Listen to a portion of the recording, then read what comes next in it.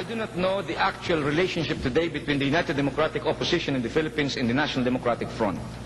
I've said in many of my writings that the National Democratic Front, especially its militant arm, the New People's Army, has been instrumental in many social changes in our country. There may be a difference in ideology and approach, but we are united in one. We are united against the dictatorship. My position is very clear. If we will succeed in overthrowing the dictatorship, we should allow every voice and every idea to ventilate their views in the public market. We should legalize the Communist Party of the Philippines and give them exactly the same forum to expound on their ideas. And once they've expounded their ideas and the Filipino people should opt them, then I think we should, in the spirit of democracy, accept majority rule. I will not accept a dictatorship of the right, much less will I accept a dictatorship of the left. But it should be the Filipino people in the ultimate sense who will judge which ideology and which cause that they should endorse. You said violence begets violence, so it is just right to use violence against Marcos' regime, inasmuch as it is Marcos' main weapon. I've always said that Mr. Marcos is the original terrorist. He is right now employing state violence.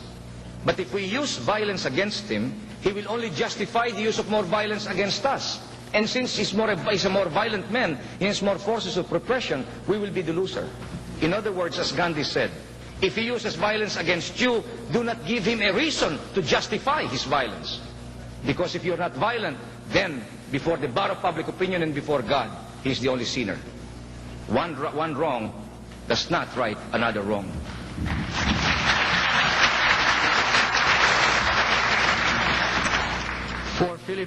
For Filipinos in the U.S., what do you propose for them to do to hasten the dismantling of the dictatorship in the Philippines?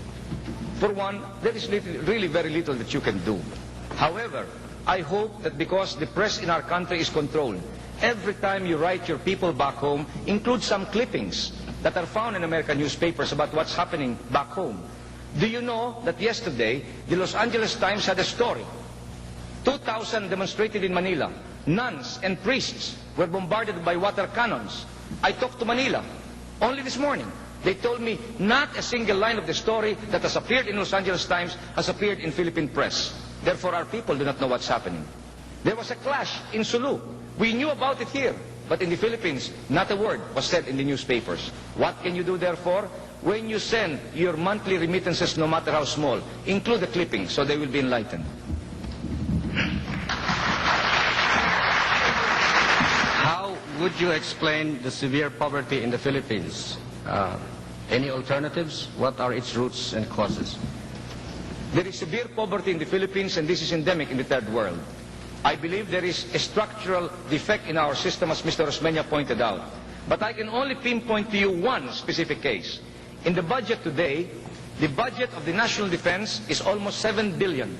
And yet, if you add up the budget of education and culture, health and welfare, agrarian reform, and social welfare, they only add up to 6.2 billion. So that 4 major departments that are people-oriented have less budget than the armed force of the Philippines that has become the terrorists of our own people. The soldiers who are supposed to be our guardians have become our custodians. We are spending more money for bullets than for medicine. We're spending more money for tanks than for schoolhouses. We're spending more money for salary of soldiers than the salary of our teachers. That is one of the root causes of our fundamental poverty defect. What role do you think the Reagan administration will play in the struggle for Philippine freedom? I think this is a very vital role. President Carter, as you very well know, enunciated human rights policy. And I'd like to state here that beginning 1977, thousands of Filipinos were released from jail because of that Carter human rights policy. And Mr. Marcos was so pressured by the Carter human rights policy that there was a Harkin Amendment in the Congress. And this Harkin Amendment said, any country that consistently violates human rights will not receive American aid.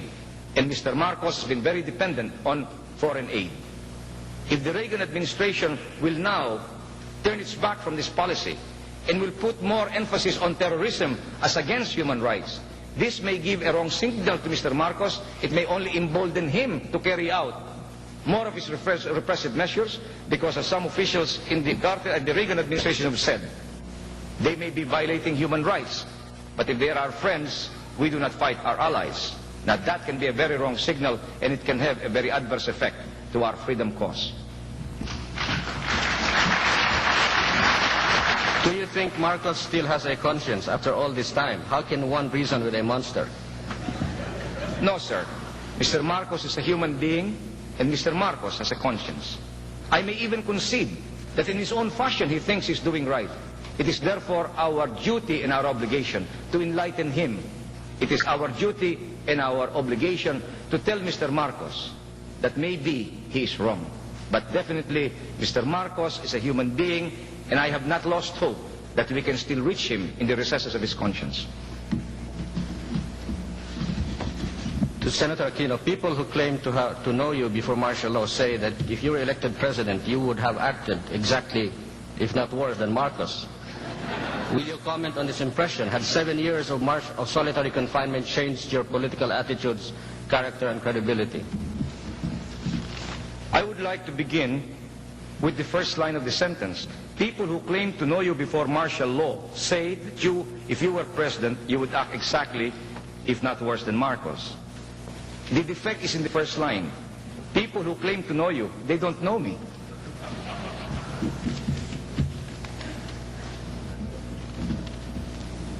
According to the Boston Globe magazine, you call yourself a Christian socialist. Will Christian socialism help poor Filipinos? What do I mean by Christian socialism? Very simply, Christian socialism means to me an equal opportunity for advancement and the full development of the human being. This means that the poorest person in the land must be given the equal opportunity for education. Not all men are created equal in their talents. Some are more brilliant than others. But we must give every citizen of the Republic the equal right and equal opportunity to quality education. That's number one. Number two, the Christian socialist believes that the great legitimizer of government is the ballot, not the bullet. And therefore, because we believe in the ballot, we believe in a majority rule. So that if the majority should opt and should win in a contest, then the minority should accept the majority mandate. But we put a culatilla, that the majority, even if it wins, must respect minority rights. Number three, we do not believe in the exploitation of man by man. Meaning, we do not believe in unbridled capitalism, where the rich will get richer and the poor will get poorer. In a developed country in America, you may have capitalism. But in a country like the Philippines, with very meager resources and a developing economy, we must harness our meager economy and maximize their benefit. And therefore, there should be centralized economic planning, and the government must actually give the direction as to prevent any overlap. Example. In the Philippines today, because it's profitable to have condominiums and profitable to have office buildings, all the millionaires in the Philippines are putting up all of their money in buildings and condominiums to the detriment of our industrial development. They go where the quick buck is. I believe that we should go where the long-range interest of the Filipino people is. Finally, I do not believe in the monopoly of basic industries.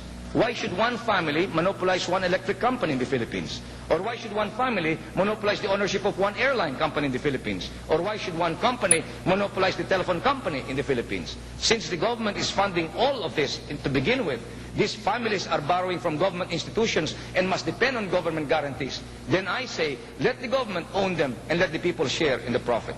Christian socialism, therefore, is nothing more than democracy.